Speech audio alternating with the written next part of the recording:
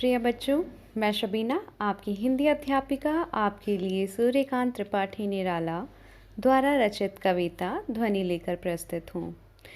ध्वनि नामक इस कविता में कलियों एवं पुष्पों के माध्यम से कवि ने देश के युवाओं को गतिशील एवं जागरूक बनाने की चेष्टा की है। प्रस्तुत कविता में कवि के अंतर्मन की आवाज़ प्रकट हुई है। आइए पहले कविता पढ़ते हैं। ध्वनि। अभी न होगा मेरा अंत, अभी अभी ही तो आया है मेरे वन में मृदुल वसंत, अभी न होगा मेरा अंत। हरे हरे ये पात, डालियाँ कलियाँ कोमल गात, मैं ही अपना स्वप्न मृदुल कर फेरूंगा निद्रित कलियों पर जगा एक प्रत्यूष मनोहर। पुष्प पुष्प से तंद्रालस लालसा खींच लूँगा मैं, अपने नवजीवन का अमृत सहर्ष सींच दूंगा मैं।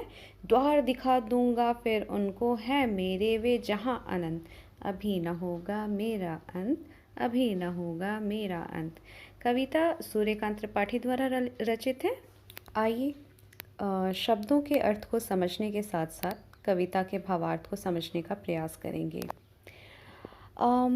सबसे पहले देखेंगे कि मृदुल, मृदुल का अर्थ होता है कोमल, गात, गात यानी शरीर, और कर, कर यानी हाथ।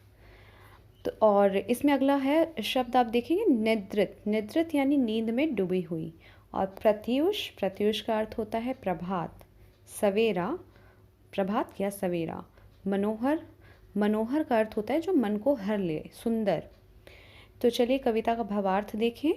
कवि कहता है कि अभी उसका अंत नहीं होगा, अर्थात उसके कवि जीवन का अंत न होगा, क्योंकि अभी तो उसके जीवन रूपी वन में चारों ओर पेड़ पौधे पर हरे हरे पत्ते आए हैं, उनकी डालियों पर कोमल कलियां आ गई हैं, सभी पेड़ पौधे नए नए पत्तों में ढक गए हैं।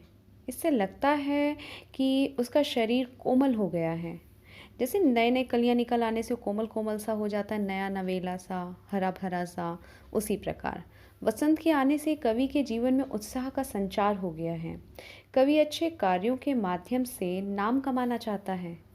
वह अपने स्वप्न स्वरूपी हाथों को नींद में अलसाई कलियों पर फेरना चाहता है, उन्हें जगाना चाहता है और उन्हें सुंदर सुबह का संदेश देना चाहता है।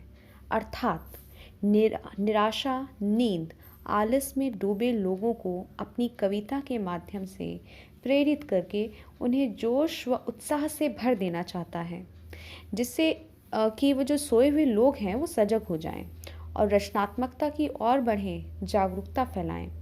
अब हम दूसरा अंश देखेंगे कविता का। पुष्प पुष्प से तंद्रालस लालसा खींच लूँगा मैं, अपने नव जीवन का अमृत सहर्ष सींच दूंगा मैं। पहले हम लोग इन पंक्तियों में जो शब्द आए हैं उनके अर्थ देखें। पुष्प, पुष्प यानी कि फूल फूल, और तंद्रालस यानी नींद से उत्पन्न आलस, लालसा इच्छा, नव, नव अर्थात नया, सहर्ष खुशी खुशी, और अनंत जिसका कोई अंत ना हो। तो आइए कविता का अर्थ देखें। कवि रात भर सोए और आलस में डूबे रहने वाले प्रत्येक पुष्प अर्थात हर एक इंसान की नींद भरी आंखों से आलस को दूर करना चाहता है, चाहता है कि हर कोई जागे, जागरूकता का संदेश देना चाहता है। कवि उनके आलस्य को दूर कर उनके जीवन के प्रति जागरूक है, उनके जीवन के प्रति जागरूक है और उनके जीवन में जागरूकता फैलाना चाहता है। कवि उन पुष्पों को हरा भरा रखने के लिए उन्हें अर्थात पुष्प रूपी नव युवकों को अपने नव जीवन के अमृत से सींचना चाहता है। अभी उसने अपने जीवन में बहुत से कार्य करने हैं।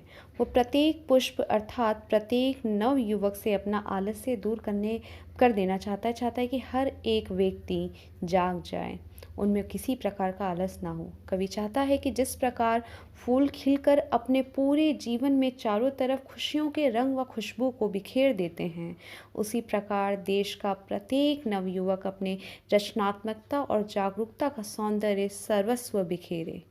कवि इन फूलों को अपने जीवन का द्वार दिखा देना चाहता है। ताकि फूलों के समान उसका जीवन भी महक उठे। कवि के जीवन में अभी वसंत का आगमन हुआ है और ये अभी-अभी हुआ है, इसीलिए उसके जीवन का अभी अंत नहीं होगा। इसीलिए कवि उत्साह से भरा पड़ा है। तो विद्यार्थियों, ये थी हमारी कविता ध्वनि। आशा है आपको अच्छी लगी होगी और समझ आई होगी। धन्यवाद।